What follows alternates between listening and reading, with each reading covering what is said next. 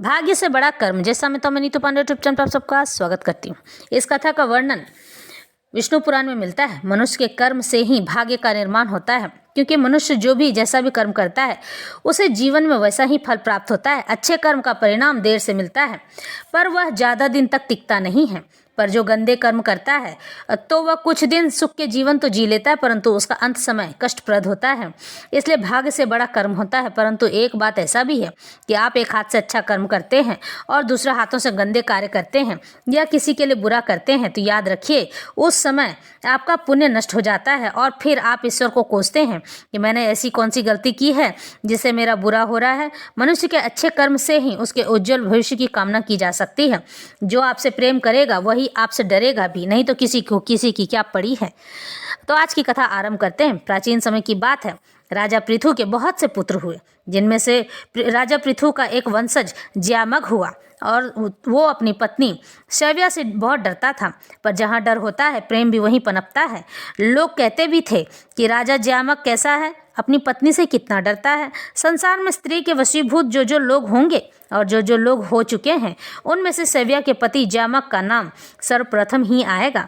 फिर एक दिन ज्यामघ युद्ध करने के लिए गया और उसने युद्ध करके सभी राजा महाराजाओं को हरा दिया और फिर बचे हुए हाथी घोड़े और सेना को अपने राज्य में मिला लिया कि तभी वहीं पर एक कुंवारी कन्या डर से भयभीत खड़ी थी और अपने बड़े बड़े आंखों से देखकर चिल्ला रही थी, हे प्रभु, हे तात, हे मात, कोई तो मुझे बचाओ। राजा ज्यामघ उस कन्या के समीप पहुंच गया और उसे निहारने लगा। कन्या भी ज़्यादा डर गई। फिर राजा ज्यामघ ने सोचा कि क्यों न मैं इससे दूसरा विवाह कर लूँ। राजमहल ले जाता हूँ और शैव्या से भी अनुमति ले लूँगा। उस कन्या को लेकर राजा ज्यामघ राजमहल लेकर पहुँच गया।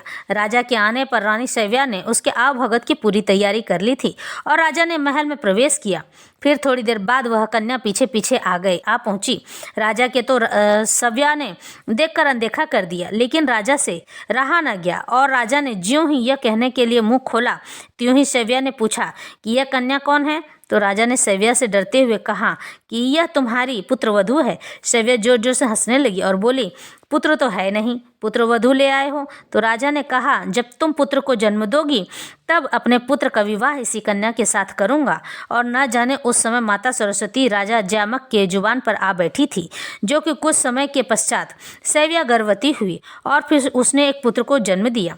पहले के समय में लोग हजारों लाखों वर्ष तक जीवित रहा करते थे। योग साधना से, ध्यान साधना से वे कभी बूढ़े नहीं होते थे। फिर उस कन्या का विवाह राजा ज्यामघ और रानी शैव्या ने मिलकर अपने पुत्र के साथ कर दिया। इस तरह से राजा